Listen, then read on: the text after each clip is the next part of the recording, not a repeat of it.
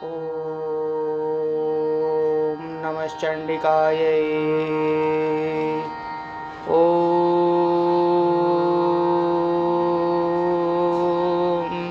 सिंहस्था शिशिशेखरा मरकतप्रख्यैश्चतुर्भिर्भुजैः शङ्खं चक्रधनुशरांश्च ददतीं नेत्रैस्त्रिविशोभिता आमुक्ताङ्गदहारकङ्कणनत्काञ्चीरनन्नुपुरा दुर्गा दुर्गतिहारिणी भवतु नो रत्नो लसत्कुण्डलः। ॐ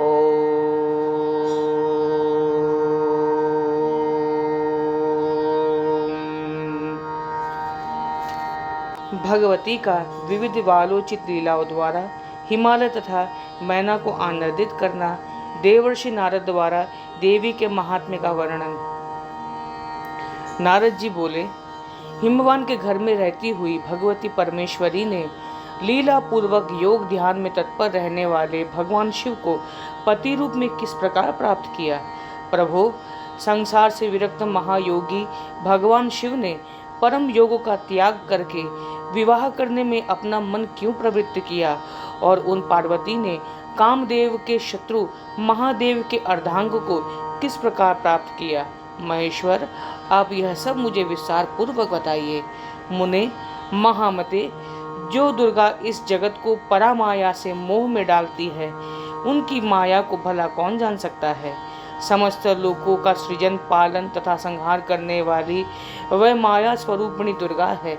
वह शिशु रूप धारण कर हिमालय के घर में रहने लगी। तदनंतर वर्षा ऋतु में बढ़ती हुई गंगा नदी की भांति वह निरंतर बढ़ने लगी और शरतकालीन ज्योत्सनाओं की भांति दिन प्रतिदिन सौंदर्य संपन्न होती गई। वह पार्वती सखियों के साथ नित्य क्रीड़ा करती थी और अपनी लीला तथा गुणों के द्वारा अपने माता पिता को सदा संतृप्त रखती थी। गिरिराज, हिमालय तथा मैना उनके मुख को बार बार देखने में अपनी दृष्टि लगाए रखते थे और अणु मात्र समय के लिए भी अन्यत्र नहीं ले जाते थे। मुनि श्रेष्ठ, तप करने वाले के लिए कुछ भी असाध्य नहीं है, और तप करने से जो प्राप्त नहीं हो सकता उस फल का कोई अस्तित्व ही नहीं है। सुरश्रेष्ठ, इस प्रकार जो लोग भक्ति पूर्वक उनकी उपासना करते हैं, वह जगदम्बा भगवती उन्हें मनोवांछित वरदान करती हैं। एक समय गिरिराज हिमालय अपनी पुत्री परमेश्वरी भगवती को गोद में लेकर उन्हें अपने हृदय से लगाकर आनंद पूर्वक बैठे हुए थे। उसी समय मुनि श्रेष्ठ नारद भगवती परमेश्वरी का दर्शन करने के लिए आकाश मार्ग से वहां आ पहुंचे। उस समय उन्होंने शरद रात्रि की चंद्र ज्योत्सना के समान निर्मल कांति वाली गौरी को हिमालय के सन्निकट बैठी हुई देखा। इसके बाद प्रखर बुद्धि वाले गिरिराज हिमालय ने अपने घर आए हुए उन महर्षि नारद को देखकर उनकी विधिवत पूजा करके दोनों हाथ जोड़कर उन्हें प्रणाम किया। तत्पश्चात आसन पर विराजमान होकर नारद जी पर्वतराज हिमालय को हर्षित करते हुए उनसे कहे, गिरिराज, मैंने पहले आपसे जो कहा था कि साक्षात आदि स्वरूपिणी प्रकृति आपकी पुत्री रूप में उत्पन्न होगी, अब तो वे उन्हें जान ही गए होंगे। उसी कारण से कल्याणमयी भगवती प्रकृति ने आपकी पुत्री रूप में स्वयं ही जन्म लिया है। ये प्रेमवश शंभु के अर्धांग को ग्रहण करके उनकी भार्या के रूप में प्रतिष्ठित होंगी। वह शंभु भी इन्हें छोड़कर किसी दूसरी स्त्री के साथ विवाह नहीं करेंगे। गिरि श्रेष्ठ, भगवान शिव इन्हीं के द्वारा अर्धनारीश्वर कहे जाएंगे। अतः अब आपको यह कन्या महेश्वर को अर्पण कर देनी चाहिए, क्योंकि देवी स्वरूपिणी आपकी यह कन्या उन्हीं शंभु की पूर्व पत्नी है, जो इससे पहले दक्ष प्रजापति के घर में जन्मी थी। महामते, इन दोनों में परस्पर जैसा प्रेम होगा, वैसा प्रेम किन्हीं भी पति पत्नी में ना तो हुआ है और ना ही होगा। भगवान शिव इन्हीं की शक्ति से देवताओं के अनेक कार्य को संपन्न करेंगे। इन भगवती का पुत्र भी इनके समान बलशाली तथा पराक्रमी होगा, जिसके समान बलवान योद्धा न तो हुआ है न होगा। अतः आप किसी अन्य को यह कन्या देने के लिए मन मत बनाइए।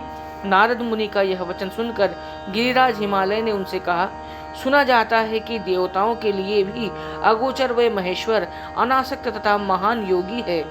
उन्होंने कठोर तपस्या भी की है। निर्विकार ब्रह्म में सर्वदा अपना चित्त लगाए रखने वाले वह निश्चल शिव अपने अंतःकरण में केवल पर ब्रह्म को देखते रहते हैं, बाहर की ओर अपनी दृष्टि भी नहीं डालते। उन महेश्वर के ऐसे स्थिर चित्त को विचलित करने में भला कौन समर्थ हो सकता है? फिर वह मेरी इस कन्या को पत्नी रूप में भला कैसे स्वीकार करेंगे? नारद जी बोले, पर्वत श्रेष्ठ, आप उस विषय में कुछ भी चिंता न कीजिए। जिस तरह से उनका ध्यान भंग होगा उसे सुनिए। असुरराज तारकासुर ने मदान्ध होकर सभी देवताओं को बंधु बांधवों सहित जीतकर इंद्र का राज्य छीन लिया है।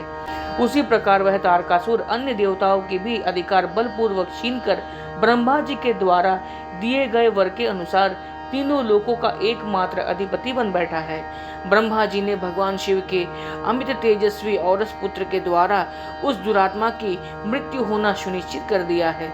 इसलिए ब्रह्मा जी के आदेशानुसार इंद्र आदि समस्त देवता अत्यंत सावधानी पूर्वक महादेव जी को विमोहित करने के लिए प्रयत्नशील होंगे। पर्वत श्रेष्ठ, यह सब कार्य केवल निमित्त भर एवं लौकिक ही होगा। वास्तविकता तो ये है कि आपकी यह पुत्री ही महादेव जी को सम्मोहित करेगी। आपकी यह कन्या जगत को मोहित करने वाली महामाया, विष्णु को सम्मोहित करने वाली लक्ष्मी, शिव को सम्मोहित करने वाली शिवा है। महान योगी व महाकालेश्वर स्थिर चित्त से समाधि में स्थिर होकर अपनी अंतर्यामिनी प्रिया महाकाली का दर्शन करते हैं और इन्हीं के लिए वह आत्मस्वरूप में मन को स्थिर करके निरंतर तपस्या कर रहे हैं। इन्हें पुनः पत्नी रूप में प्राप्त करके वह योग मुक्त हो जाएंगे।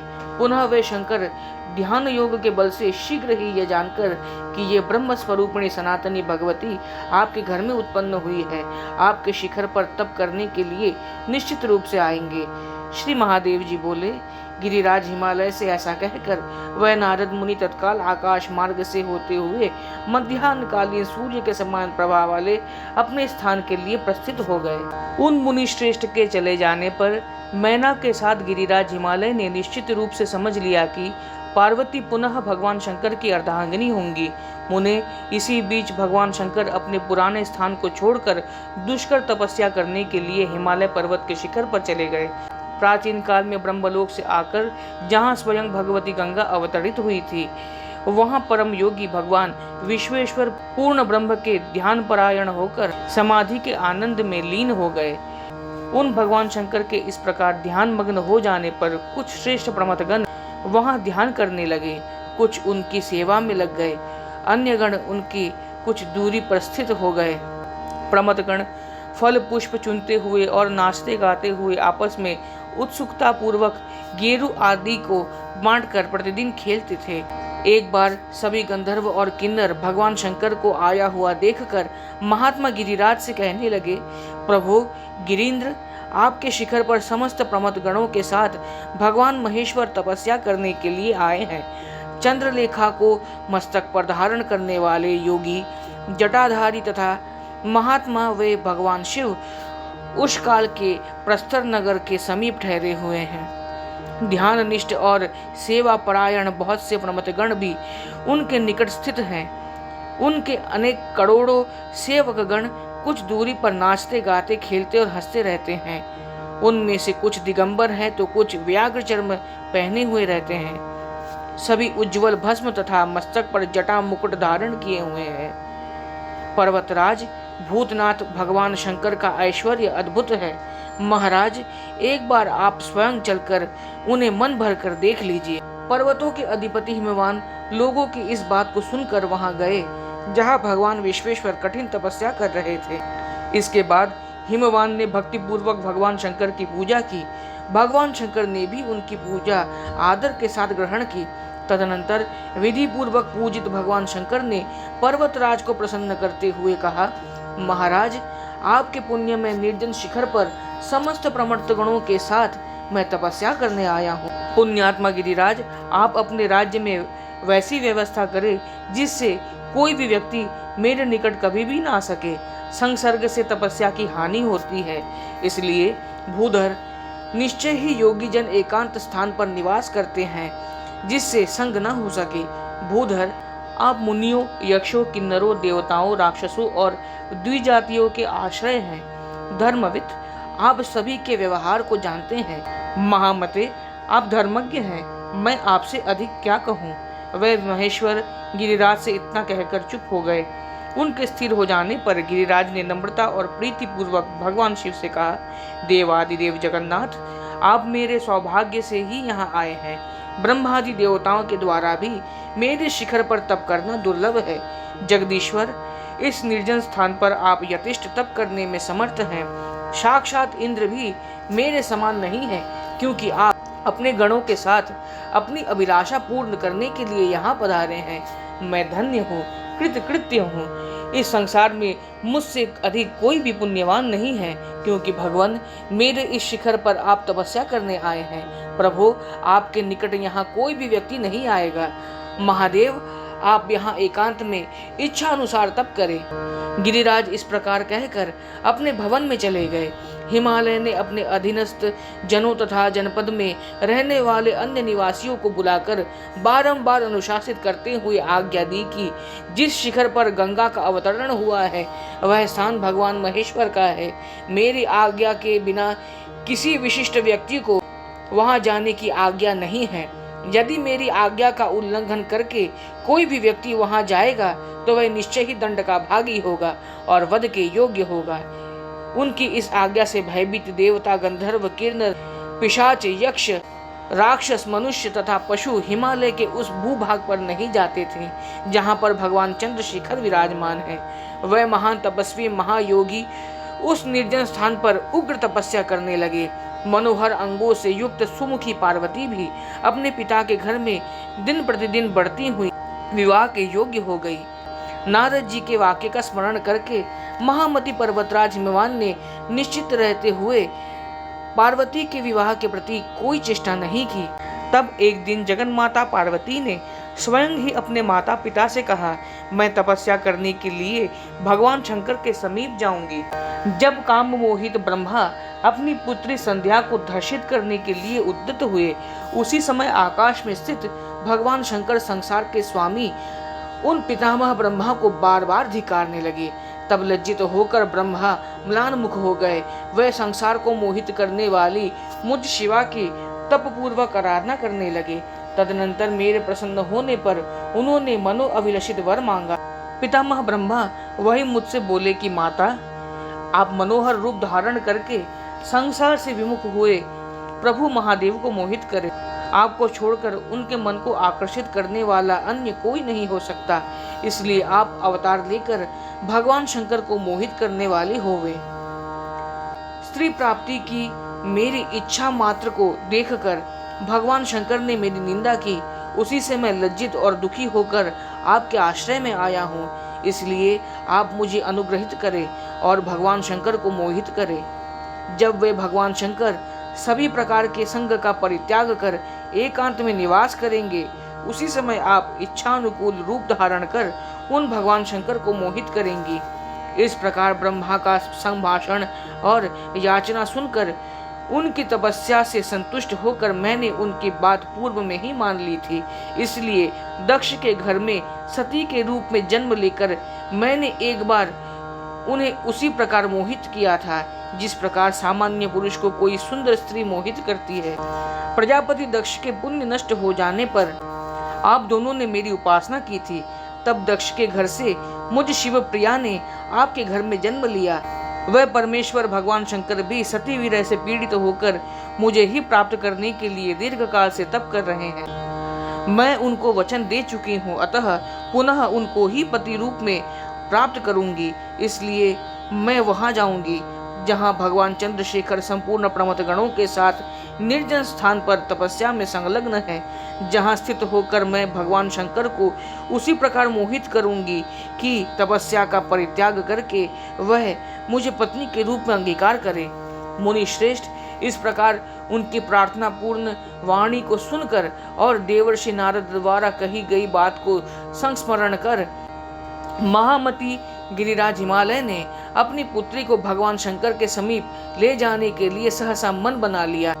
मुनीश्वर, मैना आंखों में आंसू भरकर शीघ्र ही पार्वती को अपनी गोद में लेकर जोर जोर से रोने लगी और अपनी पुत्री से कहने लगी, हाँ माता, आप मेरे प्राण के समान प्रिय है और कोमलांगी है, मुझे छोड़कर आप घोर वन में क्यों जाना चाहती हैं। तदनंतर पार्वती उनको बार बार सांत्वना देकर अपने सुंदर कर कमलों से उनके अश्रु पोंछकर कहने लगी, माता, आप सुंदर बुद्धि वाली हैं, आप मेरे लिए चिंता न करें। मुझ पुत्री को अशोचनीय जानकर भी आप क्यों इस प्रकार मोहित हो रही हैं। मैं नित्य आनंद स्वरूपिणी साक्षात आद्या प्रकृति हूँ। मुझे घर में अथवा वन में कहीं भी दुख नहीं है। मैं शमशान में निवास करने वाली महाकाली शव रूपी आसन पर रहने वाली हूँ।